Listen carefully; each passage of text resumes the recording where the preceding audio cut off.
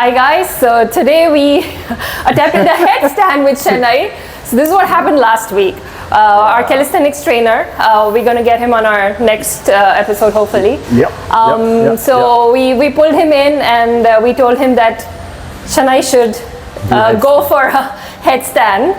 And there was a lot of resistance and fear. I was surprised, exactly, after all these years of training, it's still, there is this, this hesitation. Yes. Can you tell us more about why that happens and where all have you seen in your journey that fear has, crept in, and how do you get over it? What made you get over it and attempt it? I mean, like what you said, it is, I haven't done headstand. Actually, you had that in the past, that Chenai, I want to try handstand. I'm like, hey, I'm not the best person to do this. Yeah. I don't even do it myself, so I don't feel comfortable trying to teach someone to do it. Yeah. So I saw you doing it the other day. I'm like, this is interesting. So I came across you last week when you're doing it with your calisthenics coach. Then you challenged me to do it, which was it was scary. Was when I saw you doing it, I'm like, this is you see, the moment you see someone doing something, or the moment you want to, let's just put it this way, you want to attempt something new, there's always this fear that engulfs everyone, these unpleasant emotions. There's always a threat, like, what if I harm myself? Yeah. I sent you a message yesterday. I'm like, you know what, I can actually break my neck doing this thing. I can break my neck standing on my head. So there's this fear, even what about I injure my neck, then I can get painful, it gets painful. Absolutely. So there's always that danger. Now we start to fixate ourselves, like, okay, if I get injured, how am I going to work? How am I going to do this and that? And then also, you get so hung in the past because of maybe the past experiences, and that actually stops you from trying to attempt new things. So always when you see, it's all about thinking. I just kept on thinking, no, this is, so the whole week I was like, oh, I'm going to do headstand on Saturday. This is going to be too much for me. So thinking, but what I've realized now, thinking won't overcome your fears. Yeah. But action does. I attempted it today. And also, that's the thing, you need to have someone who makes you believe. You did that yesterday for me. Makes you believe that, please, Chenai, come, let's do this. You can do this. I've done it. If I've done it, you can also do it. Yeah. So you just also need someone who can actually make you believe that you can actually overcome all your fears. Yeah. Because you just need to be in that space where you feel comfortable. So then today you will see the videos. Yes, it was awkward in the beginning. Yeah. And then, but the basics.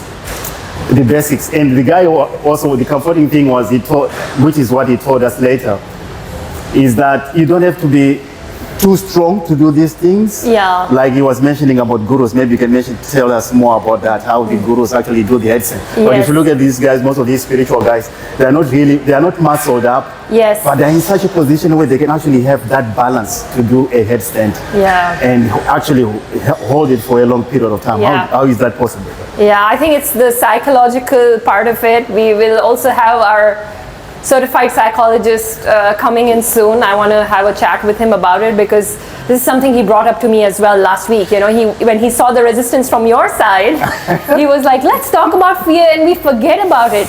It's that one thing that stops us from attempting new things. Exactly, experiencing, the things that I'm experiencing now, there's no way if I give in to my fear, that I'm going to break my neck, I'm going to break my wrist. Those fears are always there, but the excitement, how did you feel once you were there and you tried and you got it? So I was done.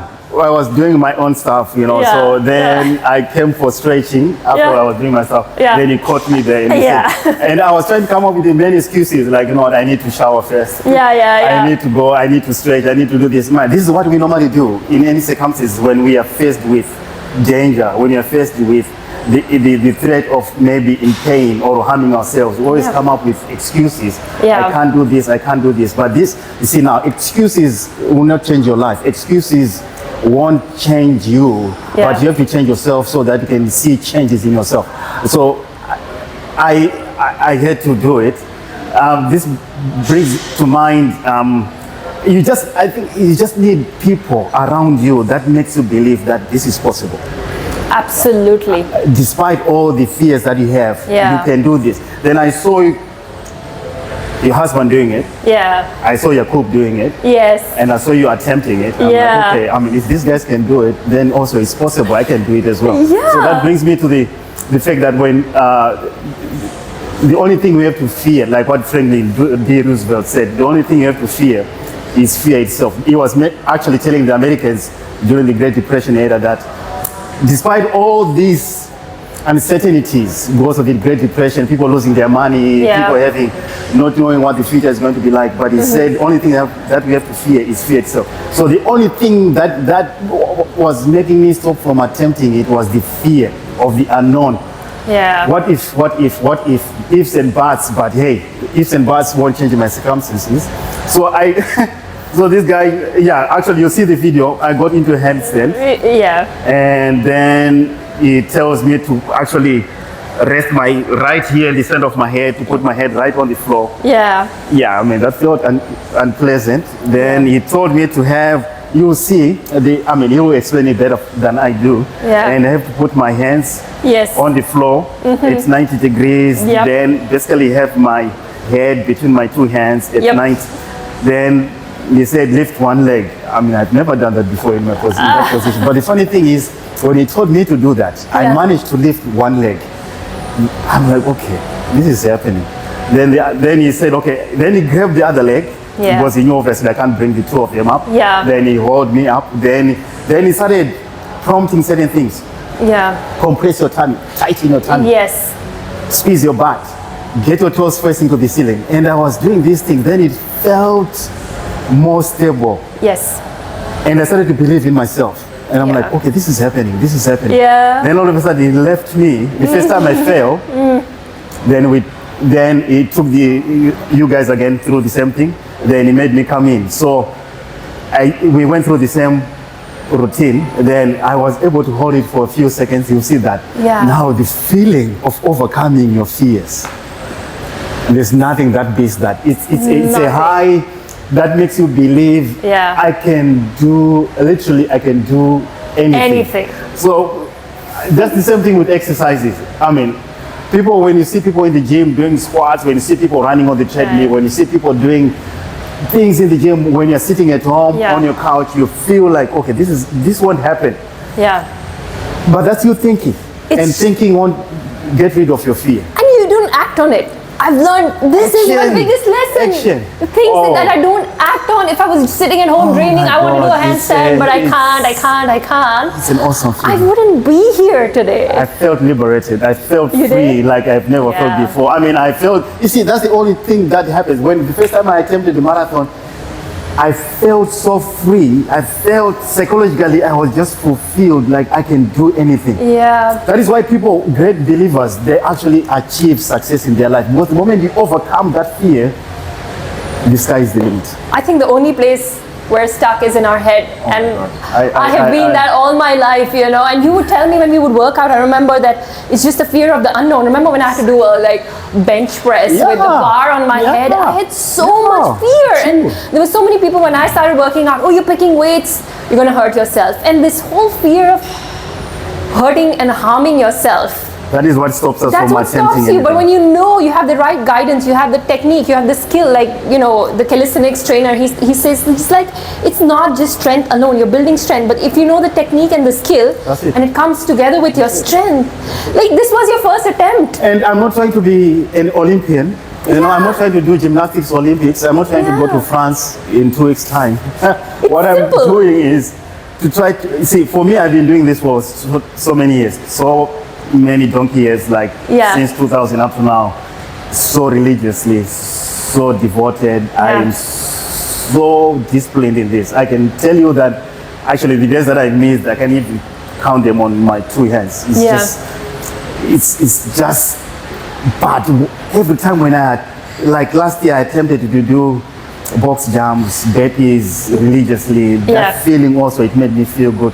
Now this year I have this challenge, Yes. and once we told me to do it. I said, you know what? And there was no, take it easy, take it easy. No, let's go. I feel so good, like I need to attempt it. Yeah. Then he said, no, just take it easy.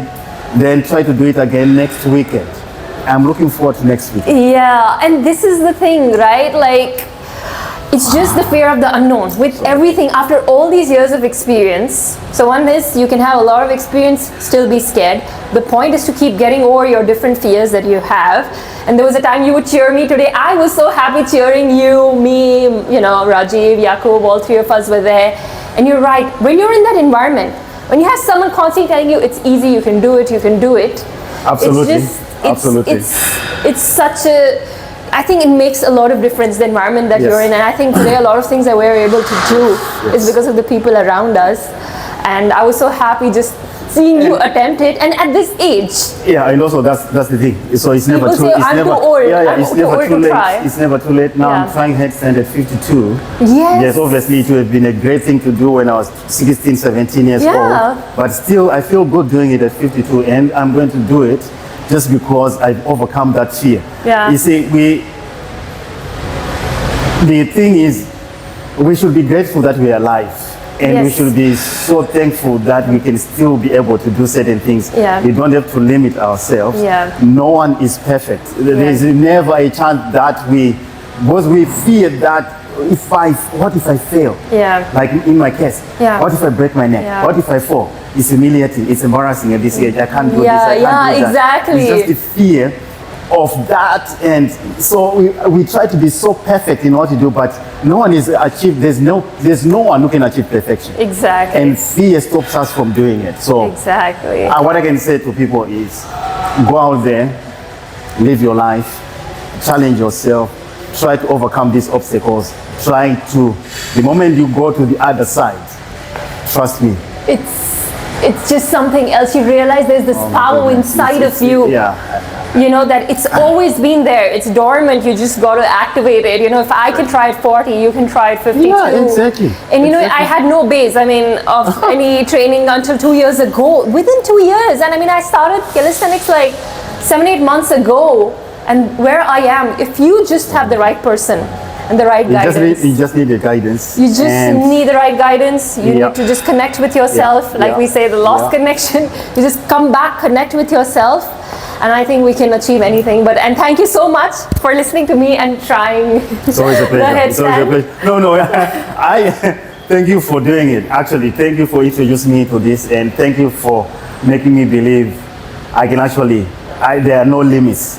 I will never know the impossible because I'm always delving into the impossible, which I thought was not possible. But the moment you go into that realm and you overcome it, then you are setting you keep raising your bar. As they say, the sky is the limit. Yeah. So the sky is boundless. So hey. I was so excited today. I was so excited doing that. You actually tried. Thank you so much. You have no idea. And I could be annoying. I'm sorry. No. The thing is, no, not really. Actually, I'm happy having this conversation. I pushed you too much. I loved it. Yeah. And at times people need that. Yeah. At times people need that. We talk to clients. Yeah. You need someone to push you. Yeah. They need someone to push you. Either it can be your wife, it can be your kids, it can be circumstances in your life. Yeah. It can be that the doctor has told you to do this. You need something. Either it's intrinsic or extrinsic. Yeah. You need something to push you to start on something. I understand why, especially when you are talking to these business people. They say the first billion is the most difficult to make. The second billion becomes easier. Yeah. So the moment you overcome your circumstances, trust me, there are so many things that you can start adding up onto those, and they become so easy. Yeah. And just because I was doing exercises for so many years, working on my arm strength, working on my core, working on my leg strength, upper body strength, lower body strength, then headstand. So when it came into that, I was basically, pulling on all those things that I've been working in the past, and it made it easier for me to. Amazing, thank you. But also Rome was not building a day, so I'll keep on attempting it so that I'm in a position where he is not holding my legs. I can just get into that position. And now that's what now that's the challenge. Yeah. And that keeps me alive because I have that hope. Cool. That is so cool. And being your student and telling your teacher to do something. Exactly. That's it. I feel amazing. I grew up watching Kung Fu movies at times where you have the master teaching a student, then eventually the student, like in your case, you're doing handstand better than me. At times the student can become better than the master. But the thing is, that's why we need to keep challenging ourselves. And that's why you just need to be in the right place with the right people. I'm so happy with the vibe and the energy that we're creating, and we're having more and more people coming into the circle. Exactly. I am so happy, and you're very humble to even try it. Thank you. You're very, very modest. I will never stop trying or attempting things in life. It's the challenge that keeps you alive. I mean, you just pinch yourself at times like, oh, did I do that? But I really appreciate that you're so down to earth, and you kind of accept that this is something that you don't know and you want to try. I think I have more respect for you for that. Thank you. Thank you so much, and we'll do this again. Absolutely. Okay. Absolutely. Thank you. Cheers.